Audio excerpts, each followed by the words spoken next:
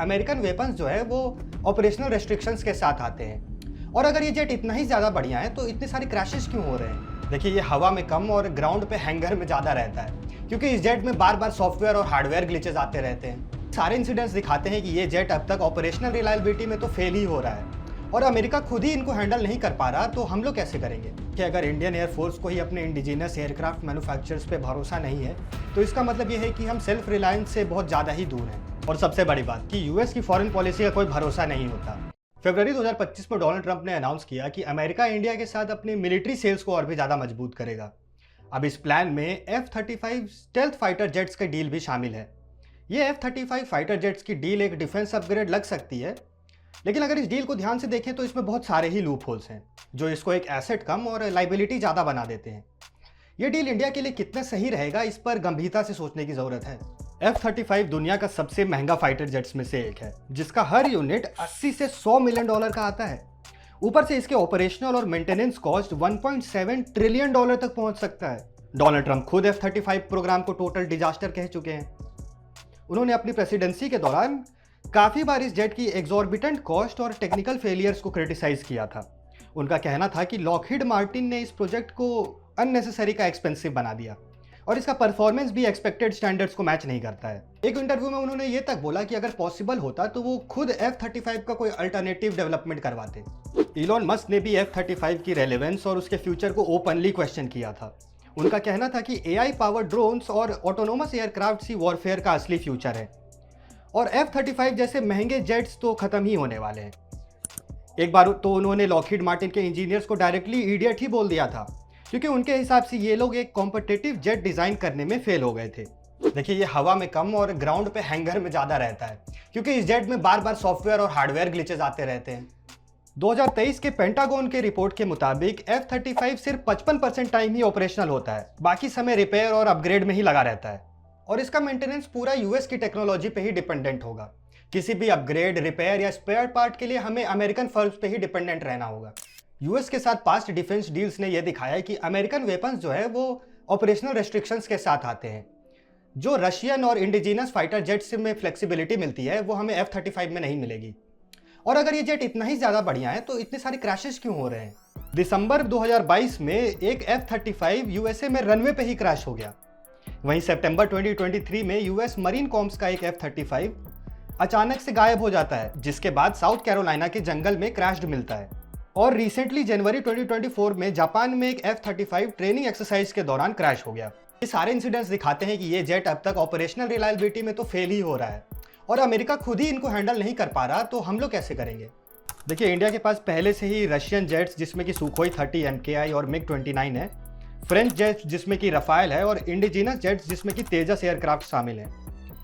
F-35 एक अलग ही technology है जो इंटीग्रेशन और लॉजिस्टिक्स के और भी ज़्यादा प्रॉब्लम क्रिएट करेगी।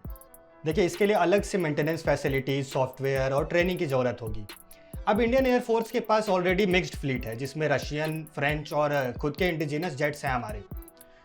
लेकिन प्रॉब्लम ये नहीं है। प्रॉब्लम यह है कि इंडिया को एक टाइम पे 42 फाइटर स्क्वाड्रंस की जरूरत है एक फुल स्केल वॉर सिनेरियो को टैकल करने के लिए, और अभी हमारे पास सिर्फ 30 के आसपास हैं।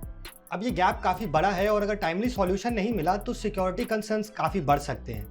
एक दिक्कत और है कि MiG-21 जैसे पुराने जेट्स रिटायर हो रहे हैं और नए एयरक्राफ्ट फास्ट डिलीवरी रेट पर नहीं आ पा रहे। तेजस भी अभी लिमिटेड नंबर्स में ही ऑपरेशनल है, और AMCA जैसे फ्यूचरिस्टिक प्रोजेक्ट सिर्फ प्लानिंग फेज में है।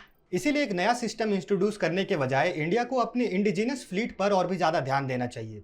इसके अलावा जो AMCA के इंडिजिनस प्रोजेक्ट्स हैं, उन पर और भी ज़्यादा फोकस करना चाहिए।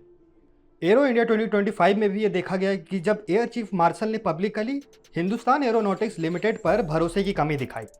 उनका कहना था कि IAF को HAL पर पूरा भरोसा ही नहीं है, क्योंकि डिलीवरी डिलेज, क्वालिटी कंट्रोल और स्पीड ऑफ प्रोडक्शन में अभी भी बहुत सारे इश्यूज हैं। देखिए, अगर इंडियन एयरफोर्स को ही अपने इंडिजिनस एयरक्राफ्ट मैन्युफैक्चरर्स पे भरोसा नहीं है, तो इसका मतलब ये है कि हम सेल्फ रिलायंस से बहुत ज़्यादा ही दूर हैं, और भविष्य में हम फॉरेन के जेट्स पर ही ज़्यादा डिपेंडेंट होने वाले हैं। लेकिन हमें यह भी समझना होगा कि F-35 जैसे फाइटर जेट्स कोई जादू की छड़ी तो है नहीं। इंडिया का हमेशा से एक बैलेंस्ड फॉरेन पॉलिसी रहा है, जिसमें दोनों वेस्ट और ईस्ट के साथ रिलेशन स्ट्रॉन्ग रखे गए हैं। ये डील रशिया के साथ हमारे टाइज को अफेक्ट कर सकती है और इंडिया को यूएस डिफेंस स्फेयर में और भी ज़्यादा खींच सकती है। और सबसे बड़ी बात कि यूएस की फॉरेन पॉलिसी का कोई भरोसा नहीं होता। मान लीजिए हम उनके टेक्नोलॉजी पर कुछ ज़्यादा ही डिपेंडेंट हो गए तो फ्यूचर में सैंक्शंस और पॉलिटिकल प्रेशर भी आ सकता है। अब यूएस के साथ कोई भी डील होती है तो उसमें काफ़ी सारे हिडन क्लॉजेज होते हैं। यूएस की ये पॉलिसी है कि अगर इंडिया किसी स्पेसिफिक मिलिट्री कॉन्फ्लिक्ट में यूएस के स्ट्रैटेजिक इंटरेस्ट के अगेंस्ट जाता है तो वो स्पेयर पार्ट्स, वेपन्स और मेंटेनेंस सपोर्ट को बिल्कुल रोक सकता है। मतलब अगर कल को इंडिया चाइना या पाकिस्तान के खिलाफ जेट्स इस्तेमाल करना चाहे और यूएस उसके अगेंस्ट हो तो वो तो हमारे जेट्स ग्राउंडेड ही कर देगा। ये बिल्कुल सोचने वाली बात है। देखिए, बिलियंस ऑफ डॉलर्स किसी जेट पर खर्च करने से अच्छा है कि हम अपने डिफेंस मैन्युफैक्चरिंग को और भी ज़्यादा स्ट्रॉन्ग करें, क्योंकि एएमसीए जैसे प्रोजेक्ट्स अभी डेवलपमेंट फेज में है, लेकिन ये हमारी एक 5th जनरेशनल फाइटर जेट बनाने में बहुत ज़्यादा ही मदद कर सकते हैं अगर हम इस पर अच्छे से ध्यान दें तो। 5th जनरेशन फाइटर जेट सबसे एडवांस्ड कॉम्बैट एयरक्राफ्ट होते हैं जो कि stealth technology, advanced avionics, AI integration और सुपीरियर मैन्यूवरेबिलिटी के साथ आते हैं।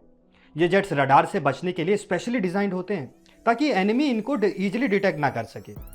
अब इनमें हाईटेक सेंसर्स, डेटा फ्यूजन और नेटवर्क सेंट्रिक वॉरफेयर कैपेबिलिटीज होती है जो कि बैटलफील्ड पे पायलट को एक रियल टाइम इंटेलिजेंस प्रोवाइड करती हैं। अब कौन सी कंट्रीज के पास 5th जनरेशनल फाइटर जेट्स हैं? देखिए, यूएसए के पास F-22 रैप्टर और F-35 लाइटनिंग है, रसिया के पास सुखोई 57 है, चाइना के पास J-20 और J-31 फाइटर जेट्स हैं। वहीं इंडिया के 5th जनरेशनल फाइटर जेट्स अभी डेवलपमेंट फेज में है। देखिए, मेक इन इंडिया में इन्वेस्ट करना डिफेंस के लिए बहुत ही ज़्यादा सही होगा, क्योंकि तेजस और ब्रह्मोस जैसे सुपरसोनिक मिसाइल्स की सक्सेस ने ये प्रूव कर दिया है कि इंडिया एक वर्ल्ड क्लास डिफेंस टेक्नोलॉजी बना सकता है। देखिए, F-35 एक बहुत ही ज़्यादा एडवांस जेट है, लेकिन ये डील हमारे लिए बिल्कुल भी सही नहीं है, क्योंकि एक तो ये जेट इतना ज़्यादा महंगा है, ऊपर से ये अमेरिकन इंटरेस्ट पर कुछ ज़्यादा ही डिपेंडेंट है। इसीलिए हमें ऐसे स्ट्रैटेजिक डिसीजंस लेना चाहिए जो शॉर्ट टर्म प्रेस्टीज के बजाय लॉन्ग टर्म इफेक्ट पर फोकस करें। इंडिया को अपने डिफेंस मैन्युफैक्चरिंग पे और भी ज़्यादा फोकस करना होगा ताकि हम एक बायर के बजाय एक ग्लोबल डिफेंस एक्सपोर्टर बन सकें। अगर आपको ये वीडियो पसंद आई हो तो चैनल को लाइक, शेयर, सब्सक्राइब करना ना भूलें। कमेंट में हमें अपने व्यूज़ ज़रूर बताएं। हम जल्दी आएंगे और इम्पैक्टफुल वीडियोज़ के साथ। तब तक के लिए कीप लर्निंग।